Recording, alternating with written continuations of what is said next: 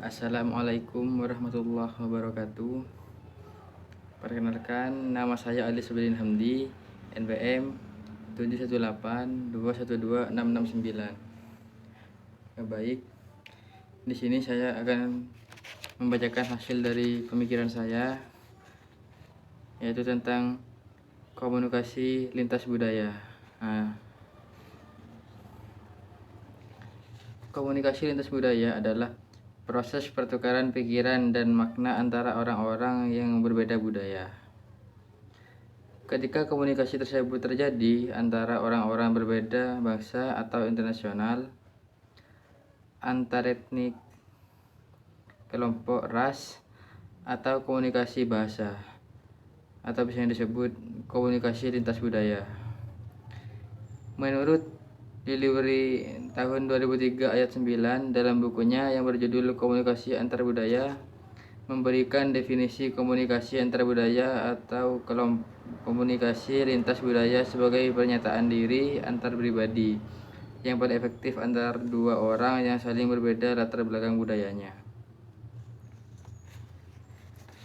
Komunikasi lintas budaya dalam pengertian yang lebih luas lagi merupakan pertukaran pesan yang disampaikan secara lisan, tertulis, bahkan secara imajiner antara dua orang yang berbeda latar belakang budaya. Fungsi komunikasi lintas budaya memiliki fungsi penting, terutama ketika seorang mulai menjalin hubungan bilateral, trilateral, atau multilateral. Secara khusus, komunikasi lintas budaya berfungsi untuk mengurangi ketidakpastian komunikasi antar orang, antar suku, dan antar bangsa yang berbeda budayanya. Ketika memasuki wilayah atau daerah orang lain, seseorang dihadapkan dengan orang-orang yang sedikit atau banyak berbeda, ditinjau dari aspek sosial, budaya, ekonomi, dan status lainnya. Pentingnya komunikasi lintas budaya. Komunikasi lintas budaya sangat penting, terutama untuk mencapai hubungan kerjasama yang saling menguntungkan. Pentingnya komunikasi lintas budaya untuk membangun hubungan internasional yang serasi dapat ditemukan contohnya dari hubungan Amerika Serikat dan Korea Selatan. Hubungan kedua negara tersebut menjalin harmonis sejak 1884. Ketika pemerintah Amerika Serikat mengirim warganya yang menjadi konsumen pertama produk properti pembuatan Korea Selatan.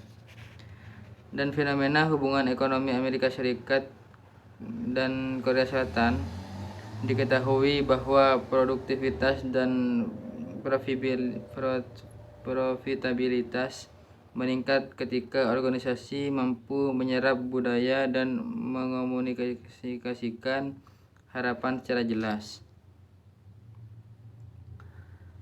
Bagi banyak negara, proses komunikasi yang ditunjukkan kedua negara tersebut dijadikan sebagai replikasi untuk mencapai kemajuan dalam menjalin hubungan internasional. Replikasi tersebut tidak terbatas hanya dalam hubungan perdagangan saja, melainkan juga hubungan pertukaran pelajar, kegiatan riset dan kebudayaan, hingga masalah pertahanan keamanan. Kunci keberhasilan ini terletak pada aspek koorientasi yang diperlihatkan kedua belah pihak. Budaya-budaya yang berbeda memiliki sistem nilai yang berbeda dan karenanya ikut menentukan tujuan hidup yang berbeda, dan juga menentukan cara berkomunikasi kita yang sangat dipengaruhi oleh bahasa, aturan, dan norma yang ada pada masing-masing budaya atau negara. Yang sehingga sebenarnya dalam setiap kegiatan komunikasi kita dengan orang lain selalu mengandung potensi komunikasi lintas budaya atau antar budaya. Karena kita akan selalu berada pada budaya yang berbeda dengan orang lain. Seberapapun kecilnya perbedaan itu, perbedaan ekspektasi budaya dapat menimbulkan risiko yang fatal. Setidaknya akan menimbulkan komunikasi yang tidak lancar, timbul perasaan tidak nyaman atau timbul kesalahpahaman. Akibat dari kesalahpahaman itu banyak kita timbul dalam berbagai kejadian yang mengandung etnosentrisme dewasa. Ini dalam wujud konflik yang berujung pada kerusuhan atau ketentangan antar etnis. Sebagai salah satu jalan keluar untuk meminimalisir kesalahpahaman akibat perbedaan antara budaya adalah dengan mengerti atau paling tidak mengetahui bahasa dan perilaku budaya orang lain, mengetahui prinsip komunikasi lintas budaya, dan mempraktikkannya dalam berkomunikasi dengan orang lain. Nah, sekarang masuk ke definisi budaya. Menurut saya ya, secara etimologi, budaya berasal dari bahasa Sanskerta.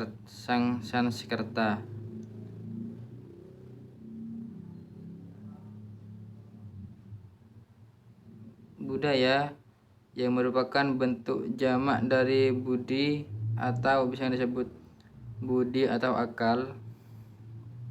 Selanjutnya, budaya diartikan sebagai hal-hal berkaitan dengan budi dan akal manusia. Berbudaya berarti mempunyai budaya, mempunyai pikiran dan akal budi untuk memajukan diri. Kebudayaan diartikan sebagai segala sesuatu yang dilakukan manusia sebagai hasil pemikiran dan akal budi. Budaya dalam bahasa Inggris disebut culture, yang berasal dari kata Latin colere, yang berarti mengolah atau mengerjakan,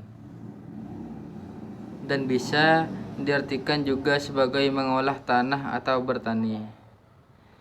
Kata culture juga merupakan kata lain dari occult yang berarti benak dan pikiran. The American Heritage Dictionary mengartikan culture sebagai suatu keseluruhan dari pola perilaku yang ditransmisikan melalui kehidupan sosial, seni, agama, dan kelembagaan. Budaya dari bahasa Latin, yakni dari akar kata cultura. Dalam bahasa Perancis, culture berarti ensemble des espèces.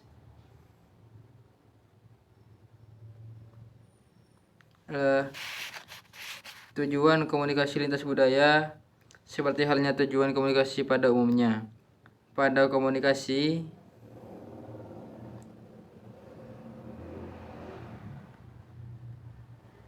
fungsi komunikasi lintas budaya sangat penting, terutama dalam hal usaha untuk mencapai suatu hubungan kerja yang sama yang saling menguntungkan, seperti hubungan bilateral, trilateral, maupun multilateral. Secara khusus, komunikasi lintas budaya mempunyai fungsi sebagai berikut: mengurangi ketidakpastian komunikasi antar orang, antar suku, dan antar bangsa yang berbeda budaya. Nah, tujuan komunikasi lintas budaya seperti halnya tujuan komunikasi pada umumnya. Dalam komunikasi lintas budaya juga mempunyai beberapa tujuan utama, yaitu untuk yang pertama, mengubah sikap atau to change the attitude. Yang kedua, mengubah opini atau pandangan, atau bahasa Latinnya to change the opinion. Dan yang ketiga, teman-teman, ada mengubah perilaku atau bahasa Latinnya to to change the before. Mungkin hanya itu dari saya ya. Kurang lebihnya mohon maaf. Saya akhiri. Assalamualaikum warahmatullahi wabarakatuh.